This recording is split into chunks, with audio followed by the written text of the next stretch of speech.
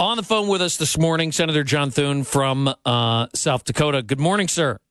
Good morning, guys. How are you this morning? Great. It's great to talk to you. Well, it's great talking to you. Senator, you're going to come to town next week. We got another visitor that's going to join us from Washington. It's going to be in a little town south of here. A guy by the name of Barack Obama is going to stop by. Yeah, that's what I hear. I assume you guys will be talking to him, or I don't think so. Actually, no, I don't think we can pass there's. I guess you got to apply for tickets. Then they do some big background check, and I know both of us would fail right there. Yeah, that's right. Well, it's he's on the big Midwestern tour this week. So, and what does that mean? I mean, what do you know about this? What's he doing? I don't know. It strikes me, at least, as he's trying to get out in the country and connect with people, but I still don't know what he's going to do in terms of putting forward any kind of an economic plan to get the country back on track. He does all the things when it comes to symbolism well, but he really hasn't done anything on a substance basis that shows us what he would do, what his vision is. I mean, the one thing that we were really frustrated by during the whole debate over the debt limit is that we never heard or saw a plan from the president. Republicans were out there leading, putting their ideas out there, and the president wasn't. So this is not a guy who wants to wade into things and demonstrate decisive leadership. He likes to get out and try and use his rhetoric to see if he can fire people up. But I think that's starting to fall flat out there. Senator, I read this morning that it looks like the Democrat strategy is going to be to sort of try to channel Obama's inner Truman, if such a thing, and sort of run against the conservative, the real conservative elements of Congress, similar to Truman's, efforts against the sort of the Taft-Hartley Congress of 47 and 48. Do you think there's any traction there for the president? I really don't. I mean, I just think that the president has now been on the job for 2.5, going on 3 years, and the policies that he's put out there. He had a Democrat Congress. Remember when he got elected in 2008? He had huge majorities. He had a 60-vote filibuster-proof majority in the Senate, huge majority in the House. And this is his agenda. The policies, the stimulus bill, the Obamacare, massive expansion of health care at huge new costs to the American people, these are things that now he's responsible for. I think this is his economy, and he's starting to acknowledge that. But I think running against Congress is just not going to be effective. Now, he can try it, but they still have the United States Senate. They got a majority there today. So he's running against his own party.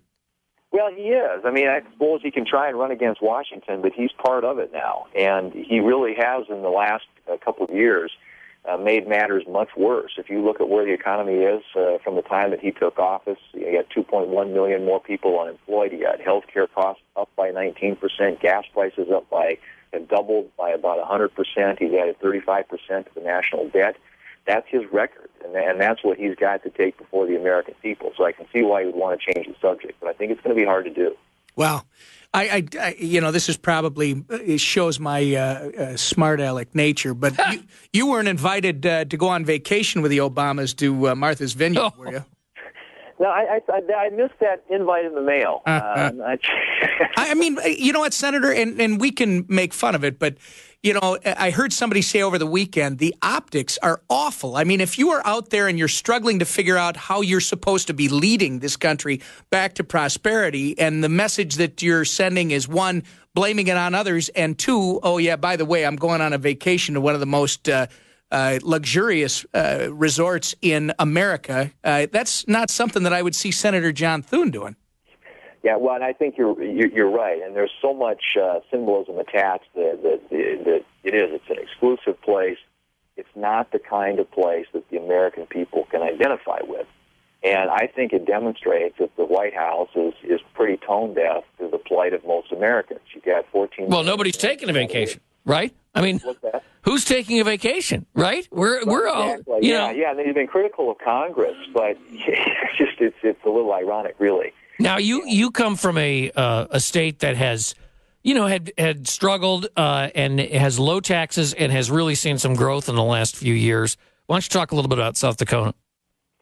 Well, I think South Dakota, it's a great place to do business, and one of the better kept secrets out there, and we're, of course, trying to change that. But we think that having no personal or corporate income tax, having a great work ethic, great workforce, we've got just a lot of things in an environment where you don't have heavy regulation. We've got a place that's very conducive to doing business, and I think that's been why we've been able to defy a lot of the national trends when it comes to unemployment and growth and everything else. So we're more than happy to attract business to South Dakota. And of course, as you guys know, we sometimes try and do that from Minnesota. Yeah, well, and there's still hope here that we are going to change things in Minnesota and start inviting them back. You've left out one other thing, though, Senator, that's important. You great hunting country. You got some great pheasant hunting in South Dakota and fishing. There's one other thing that I'd like to cover with you before you go. You saw this straw poll over the weekend. I'm sure you can't get away from any of this. But Senator John Thune was that name was being bandied about as a potential presidential candidate a couple months ago before you suggested that you're not interested. Has that changed, and what do you see happening over the next few months? I think that the candidates that are out there are going to have at it, and we're going to give, I think, Republican voters in this country a real opportunity to hear from these various candidates what their visions are. And I think that we'll get a nominee, and I believe we're going to be very competitive. I don't think Obama is going to go quietly, but he does have to now defend a record. He can't just talk about hope and change. That's right.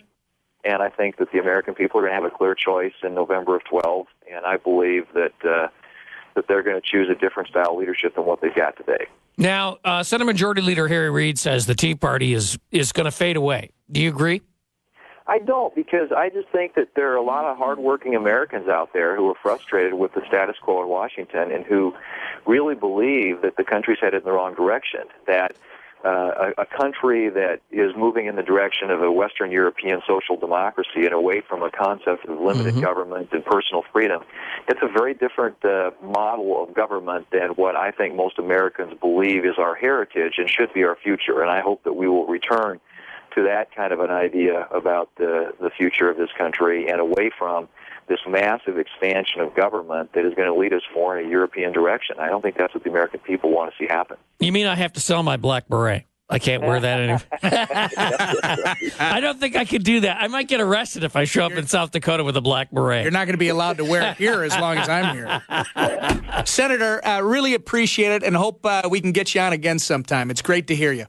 Tom and Bob, great being with you, and stay strong for freedom over there in Minnesota. Thank you, sir. Appreciate it. Good talking to you guys. Senator John Thune, South Dakota. Great having him join us this morning at Twin Cities News Talk, 11:30 a.m. and 103.5 FM.